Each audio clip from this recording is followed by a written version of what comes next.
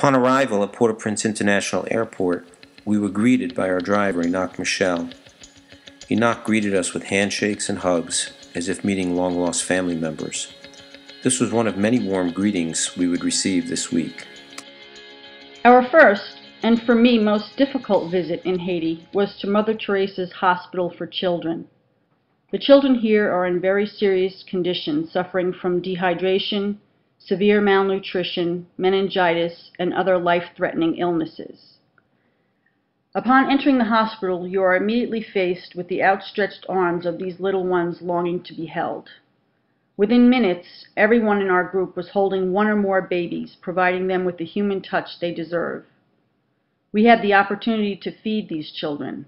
One of the most impressive things for me is how the older children of 4 or 5 years helped the younger ones into their chairs, brought them their food, and helped with the feeding. They weren't asked to do it, they just instinctively took care of those less able. We would witness this type of caring and sharing spirit many times during our week in Haiti. About midway through our visit, a radiant young girl of perhaps 8 or 9 years, dressed in a beautiful long white dress, approached each of us without uttering a word and gently kissed our cheeks as if to say, "Thank you for coming." Not a word was spoken, and as quietly as she appeared, she left. We were touched by an angel that day. On the second day of our trip, we visited the Outreach to Haiti clinic. This is what remains of the clinic after the earthquake of 2010. Sister gave us a tour of the clinic and also walked us through the neighborhood with 2 of her visiting nurses. It was this day that we actually peered into some of the homes of the people of Haiti. People were living in lean-tos, cinder block one-room structures with dirt floors, no kitchen or bath to speak of, no comforts of home. I remember thinking at this time that there is nowhere to escape to.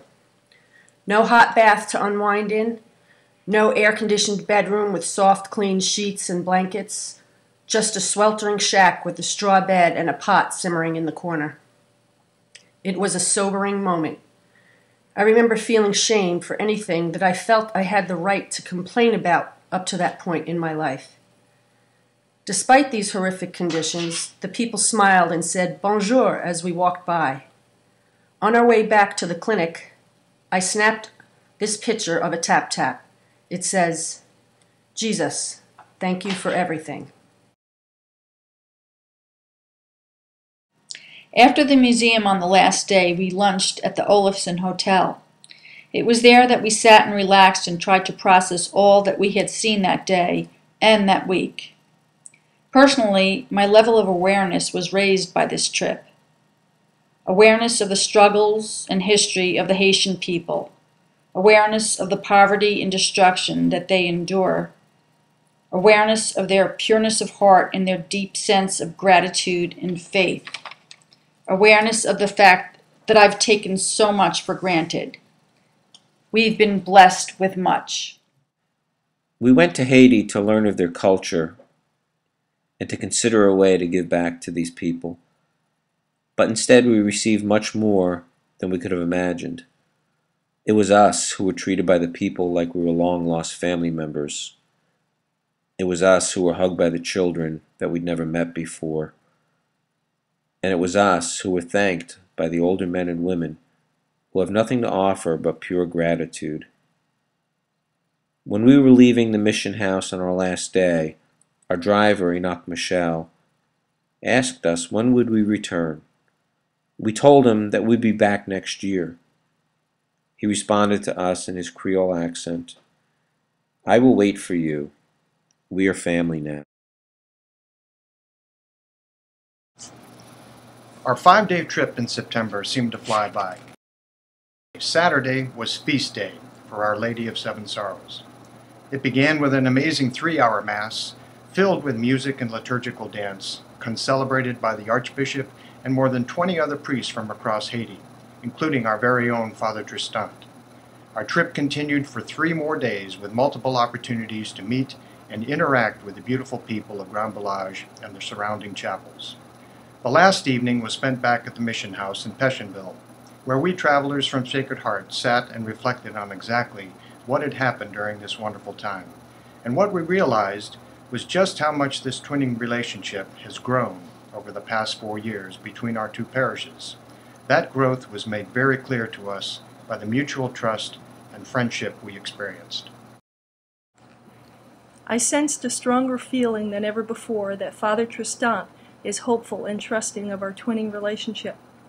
There was much greater participation with parishioners, parish council, and the choir. I was so impressed with how freely and honestly they all spoke and shared so naturally with such honesty. I felt that the whole attitude of the Grand Boulage community towards us demonstrated the development of our relationship. The ease of access and of interaction was much different this time and was quite genuine. Father Tristan made everything available to us. The village tour, the meeting with the parish council and the ministry leaders, the meeting with the chapel directors and with the faculty at the central school all showed this. We were able to see and learn a lot of important and necessary things, and that can only serve to strengthen our bond. We were taken on a very thorough walking tour of the village. We were shown the classrooms, the storage rooms for the books and supplies, and our meetings with the teachers and chapel directors really went into great depth and detail. They were ready to share detailed information and shed light on how their educational system works. They were honest and candid with how they receive some state assistance as well as what they receive from other organizations such as We Care, and even revealed to us that there is a separate privately run secondary school held in Grand Boulage. Several teachers we met teach youngsters in the morning and attend this secondary school in the afternoons. On the walking tour, we were shown many more homes, and in particular, ones being repaired with our support, as well as ones being built by Food for the Poor. Food for the Poor has a fairly large presence in Grand Boulage, in addition to the support we offer with housing repairs. This indicates to me that there is a significant level of trust we have built with Father Tristan and the whole village. Clearly, their needs and priorities are those that benefit the greater community. They all seem so grateful and so eager to grow in relationship with us. I thought we did a wonderful job in conveying that our twinning relationship is mutually beneficial, that we also grow from this relationship on so many levels. My last trip to Haiti was in 2009, when we had yet to twin with any parish. I can recall vividly how awkward our interactions were with the people of Grand Boulage. We listened carefully, but in 2009, we knew it was going to be a slow process. Now, we have earned their trust. They seem comfortable to be with us, speak openly to all of us. We are no longer viewed as outsiders en blanc, which is derived from the French word blanc, or white, the term used for any stranger, regardless of race. I was so amazed at how the youthful choir communicated with Kevin on Sunday evening. The questions he posed to them created a wonderful atmosphere of open exchange. They kept their own questions coming as well, and certainly there was no reservation on their part to be open. They laughed and kidded, and we had a wonderful time. We learned they didn't realize that their music, dance, and commitment to God were anything special. It was just a part of their culture. They love what they do, and it is evident, and they want to do more. The program has gone from a mere concept through discernment to, frankly, a thriving reality. I recall the first days hearing of it and hearing about the needs of Grand Boulage, and now we see a new church building well underway. We see new schoolrooms up and being used. We see new books for children, teachers actually being paid, and homes being repaired. But those are physical things. Even more important are the spiritual and personal connections. We've gone from being blondes to recognized individuals who keep coming back and are welcomed with open arms.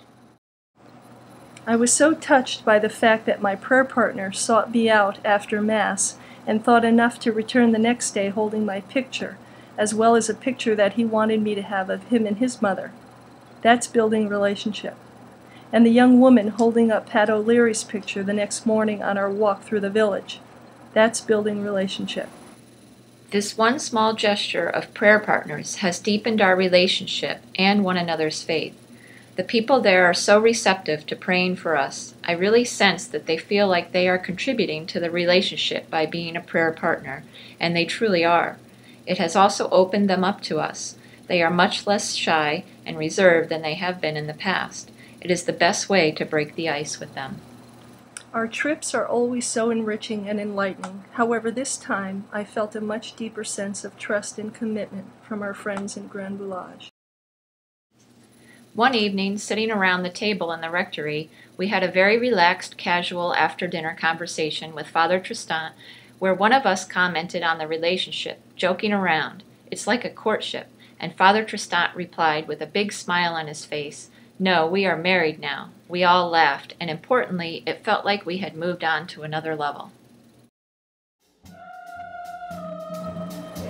Every one of them has a story to tell, and each life is a gift, God-given. I think that when we give meaning and purpose to our lives and the lives of others, we show that we value that gift. When we care for each other, when we bring light into the lives of others with love and gentleness, I think we must make God smile.